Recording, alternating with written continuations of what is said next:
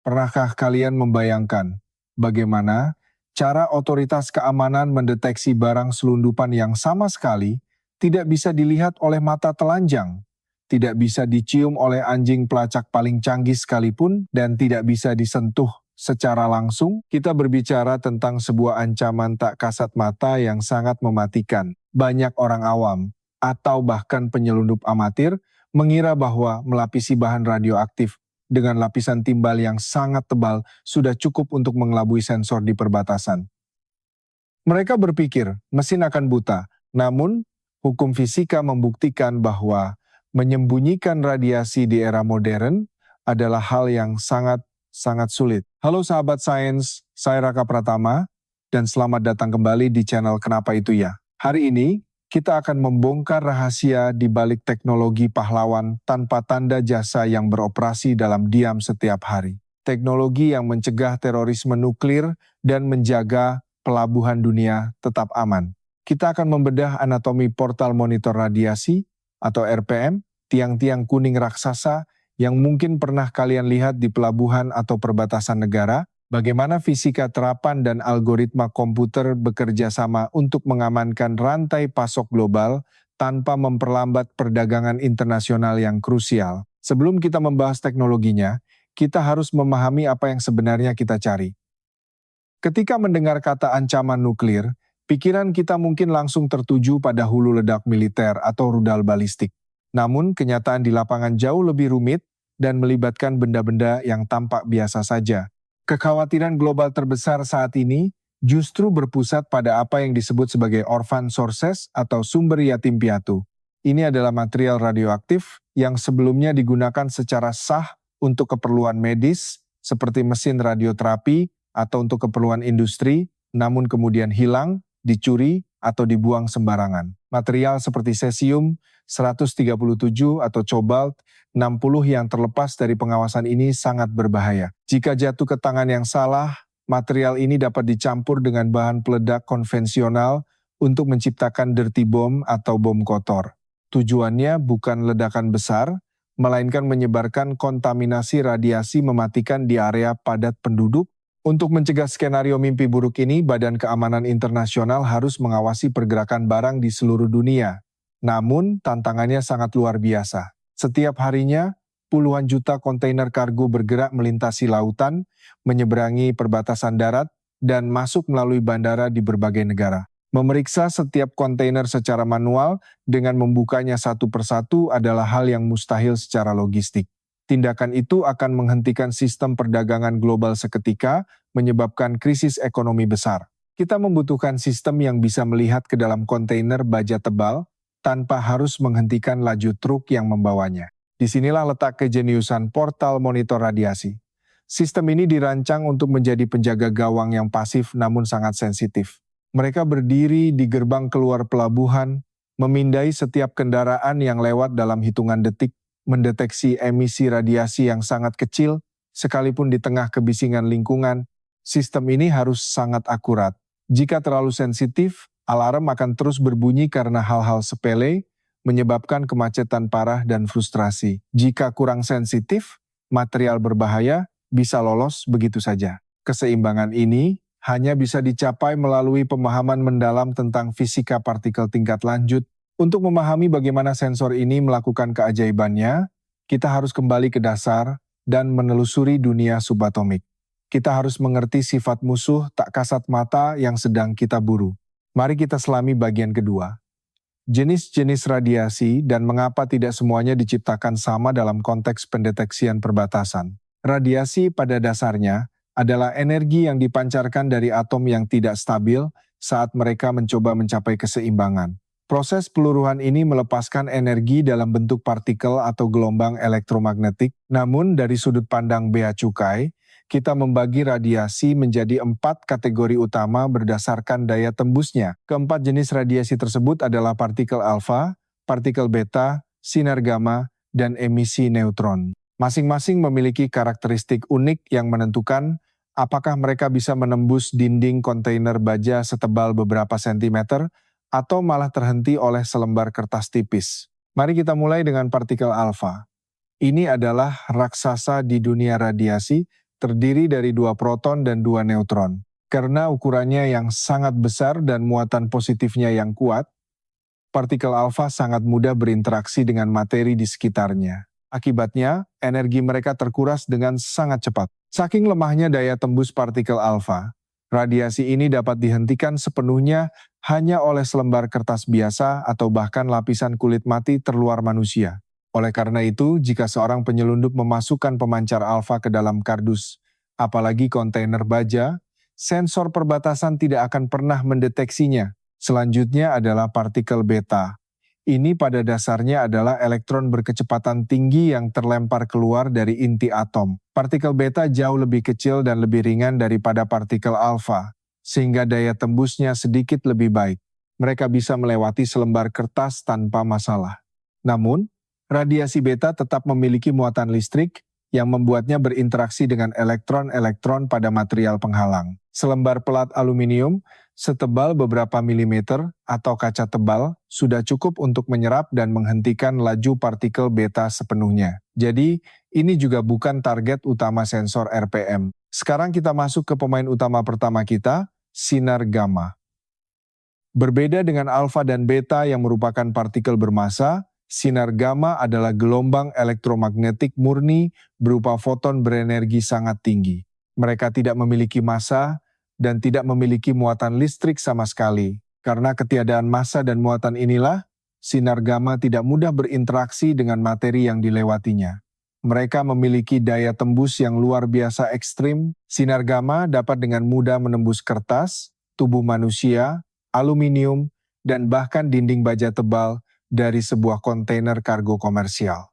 Untuk benar-benar menghentikan sinar gamma secara efektif, diperlukan material dengan kepadatan atom yang sangat tinggi, seperti balok timbal yang tebal atau dinding beton padat setebal beberapa meter. Inilah mengapa penyelundup sering mencoba menyembunyikan isotop dalam kotak berlapis timbal tebal. Pemain utama kedua yang sangat ditakuti adalah neutron. Mirip seperti sinar gamma, neutron memiliki daya tembus yang luar biasa karena mereka tidak memiliki muatan listrik. Mereka tidak terpengaruh oleh tarikan elektron atau tolakan proton di dalam atom materi penghalang. Neutron bisa menembus timbal baja dengan sangat mudah. Uniknya, neutron justru lebih efektif diperlambat atau dihentikan oleh material yang kaya akan atom hidrogen, seperti air, plastik tebal, atau parafin. Pendeteksian neutron adalah kunci untuk menemukan material nuklir tingkat senjata. Jadi kesimpulannya, sensor portal monitor radiasi di perbatasan difokuskan sepenuhnya untuk menangkap dua hantu ini, foton sinar gamma dan partikel neutron. Mereka adalah satu-satunya jejak emisi yang cukup kuat untuk menembus cangkang kontainer baja dan mencapai sensor di luar sana. Tantangannya sekarang adalah bagaimana kita mendeteksi sesuatu yang dirancang oleh alam untuk menembus hampir segala hal. Jika sinar gamma dan neutron bisa melewati baja, bagaimana kita bisa memastikan mereka berhenti dan berinteraksi di dalam mesin detektor kita? Ini adalah mahakarya rekayasa fisika. Untuk menangkap hantu, kita membutuhkan jaring khusus. Disinilah kita memasuki bagian 3, fisika sintilator. Ini adalah teknologi inti yang tersembunyi di balik panel kuning raksasa di pelabuhan, sebuah teknologi yang mengubah radiasi, mematikan menjadi kilatan cahaya yang indah secara mikroskopis.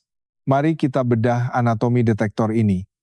Komponen utama untuk menangkap sinar gamma adalah material yang disebut sintilator atau sintilator.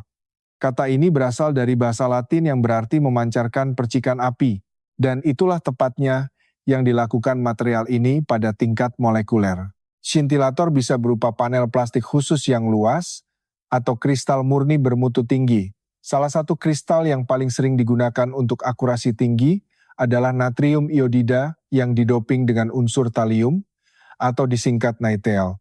Struktur kristal ini memiliki sifat kuantum yang sangat unik. Ketika sebuah foton sinar gamma berenergi tinggi berhasil lolos dari kontainer truk dan menabrak kristal NiTl ini, keajaiban fisika terjadi. Foton tersebut menabrak salah satu elektron di dalam struktur kristal, mentransfer sebagian atau seluruh energinya ke elektron tersebut dalam fraksi detik. Elektron yang tiba-tiba mendapat suntikan energi besar ini menjadi sangat bersemangat atau tereksitasi. Ia melompat ke tingkat energi yang lebih tinggi Namun kondisi ini tidak stabil, segera setelah itu elektron akan kembali turun ke keadaan dasarnya yang tenang. Sesuai hukum kekekalan energi, energi ekstra yang tadi diserap harus dilepaskan kembali. Saat elektron turun ke keadaan dasarnya, ia melepaskan energi tersebut dalam bentuk foton cahaya tampak.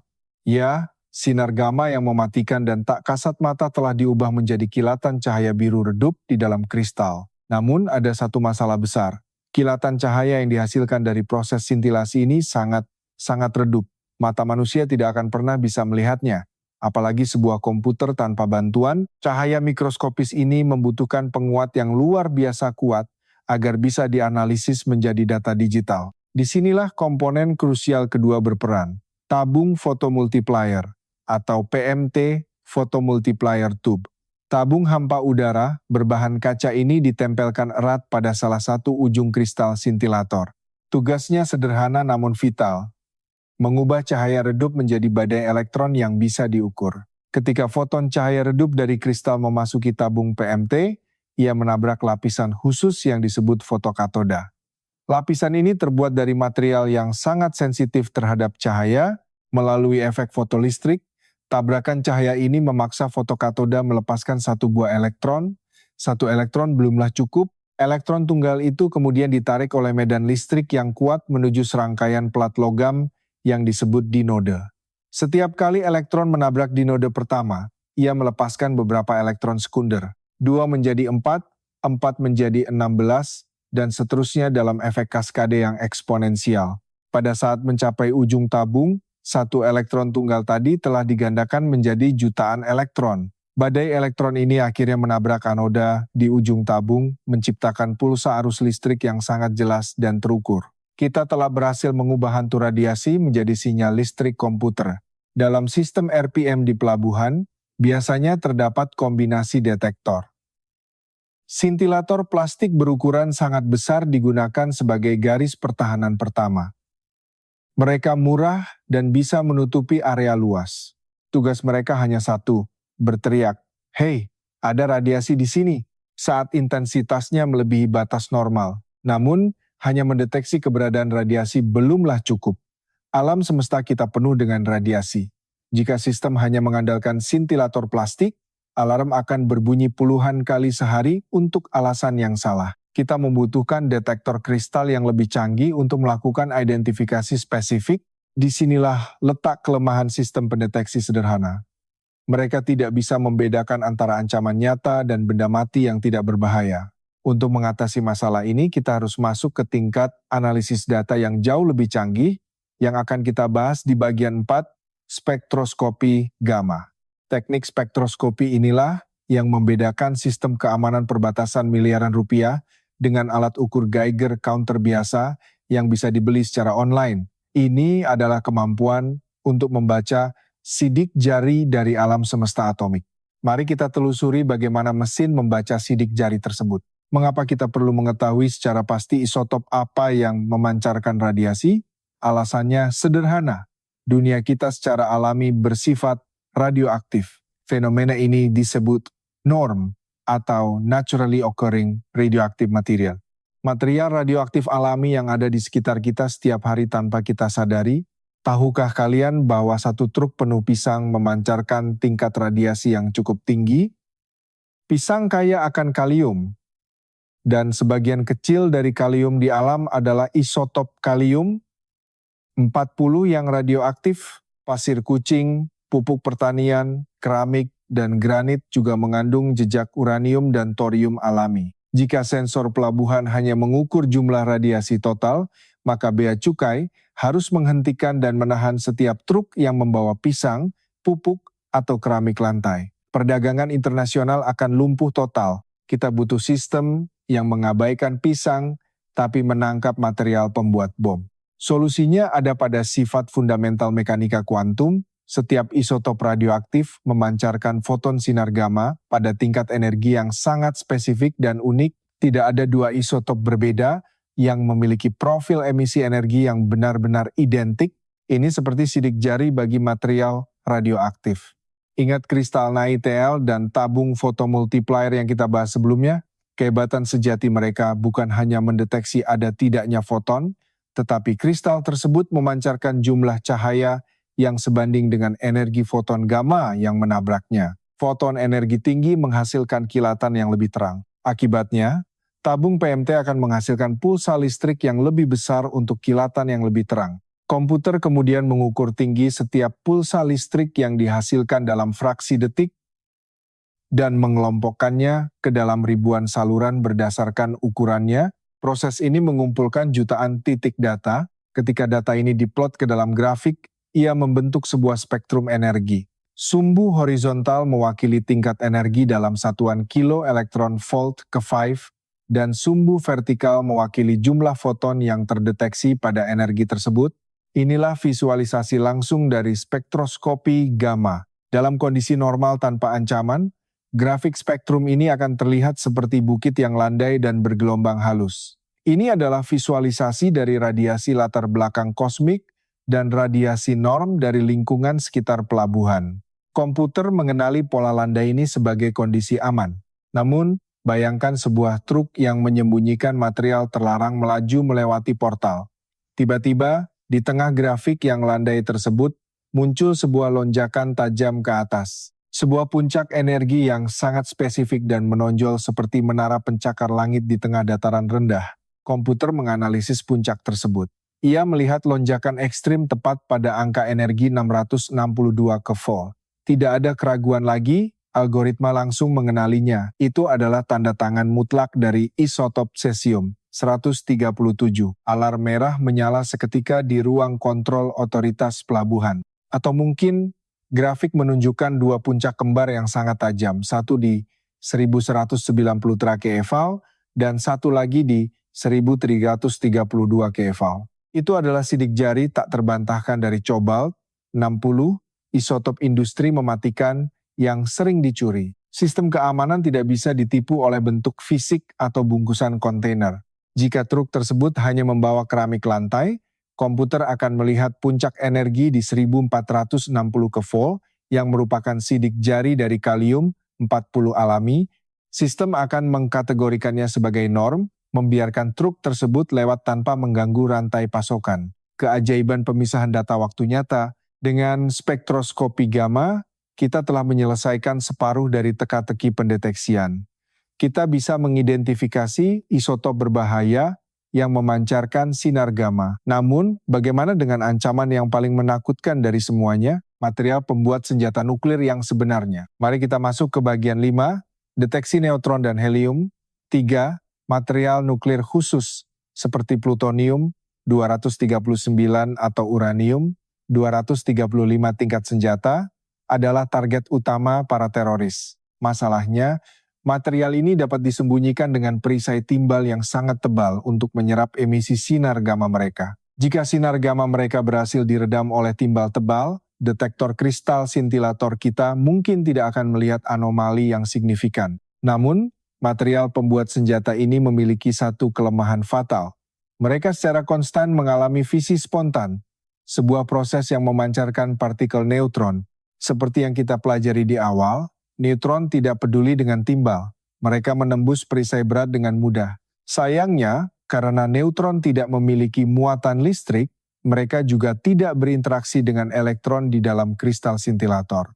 Mereka melewati kristal NiTl seolah-olah itu udara kosong. Untuk menangkap neutron, kita membutuhkan jenis perangkap yang sama sekali berbeda. Disinilah tabung proporsional gas helium 3 menjadi pahlawan. Helium 3 adalah isotop langka dari gas helium yang memiliki sifat penyerapan neutron yang sangat luar biasa kuat, terutama untuk neutron termal yang lambat. Di dalam panel RPM, tabung logam ini diisi dengan gas helium 3 bertekanan tinggi. Di tengah tabung membentang sebuah kawat anoda tipis yang dialiri tegangan tinggi. Ketika sebuah neutron dari material senjata nuklir menembus tabung dan menabrak inti atom helium 3, reaksi nuklir skala kecil terjadi. Inti helium 3 menyerap neutron tersebut dan seketika menjadi tidak stabil. Ia membelah diri menjadi 2 partikel bermuatan, sebuah atom tritium dan sebuah proton. Berbeda dengan neutron yang netral, tritium dan proton ini memiliki muatan listrik yang kuat dan melesat dengan energi kinetik tinggi di dalam tabung. Saat kedua partikel bermuatan ini melesat melewati sisa gas helium di sekitarnya, mereka menabrak dan merobek elektron dari atom-atom gas tersebut. Proses ini menciptakan jejak ionisasi berupa awan elektron bebas, medan listrik dari kawat tengah kemudian menarik awan elektron ini dengan kuat. Awan elektron yang terkumpul di kawat anoda menciptakan pulsa listrik yang tajam. Komputer mendaftarkan pulsa ini sebagai satu hitungan neutron. Karena keberadaan neutron di lingkungan normal sangatlah langka, deteksi 1 atau 2 neutron saja sudah cukup untuk memicu alarm keamanan tingkat tertinggi.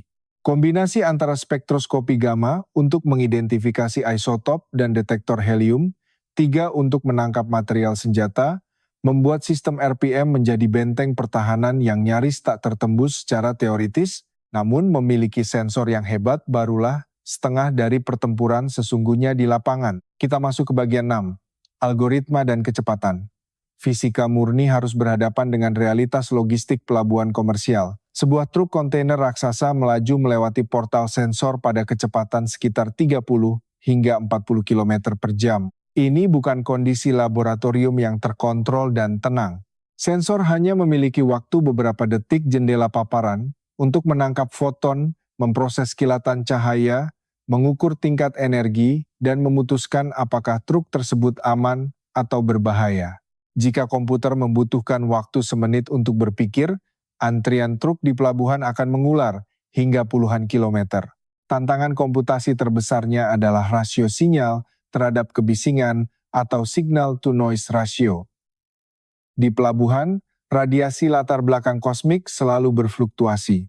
Lebih buruk lagi, ketika sebuah truk kargo baja raksasa melewati portal, struktur bajanya memblokir sebagian radiasi latar belakang alami tersebut.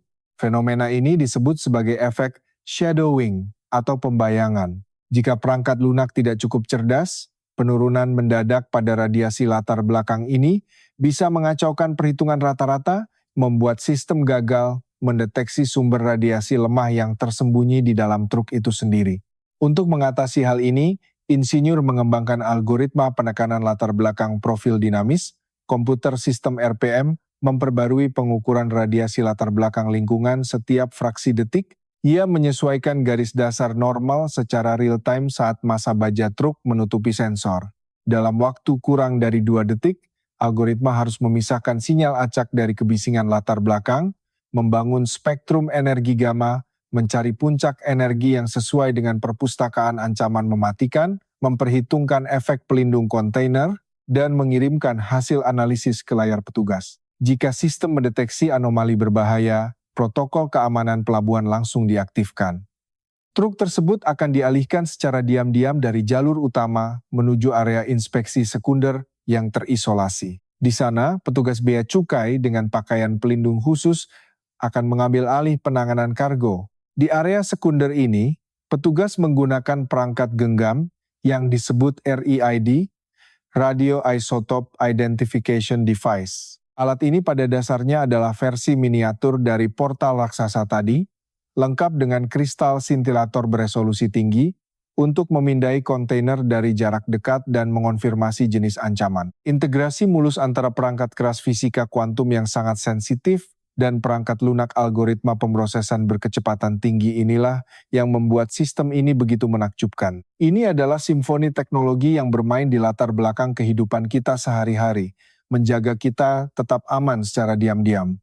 Tanpa teknologi sensor ini, dunia modern akan menghadapi dilema yang mengerikan, membiarkan perbatasan terbuka lebar bagi penyelundupan material pembuat bom kotor, atau menutup paksa perbatasan dan menghancurkan urat nadi rantai pasokan logistik global yang menopang ekonomi dunia. Dari interaksi subatomik foton gamma yang menabrak elektron di dalam kristal transparan, hingga pembelahan inti helium 3 oleh neutron tak kasat mata, fisika terapan telah memberikan kita alat untuk melihat menembus baja dan mengidentifikasi debu radioaktif di tengah lautan kargo komersial yang luas. Tiang-tiang kuning portal monitor radiasi yang berdiri kokoh di pelabuhan bukanlah sekadar besi biasa, mereka adalah monumen kecerdasan manusia dalam memanipulasi hukum dasar alam semesta untuk melindungi peradaban dari ancaman tersembunyi yang paling merusak. Sebuah perisai tak kasat mata bagi umat manusia. Setiap kali sebuah truk kargo melintas tanpa hambatan, itu adalah bukti kemenangan sains atas ketakutan, kemenangan algoritma atas kekacauan, dan bukti bahwa teknologi, jika diarahkan untuk tujuan yang benar, dapat menciptakan tingkat keamanan global yang belum pernah terbayangkan pada abad-abad sebelumnya.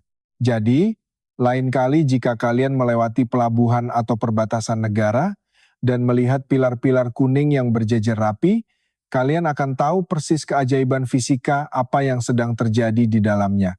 Jutaan elektron sedang mengalir, spektroskopi sedang dihitung, dan dunia sedang dijaga agar tetap aman. Pernahkah kalian melihat langsung portal kuning RPM ini di pelabuhan atau bandara kargo di daerah kalian?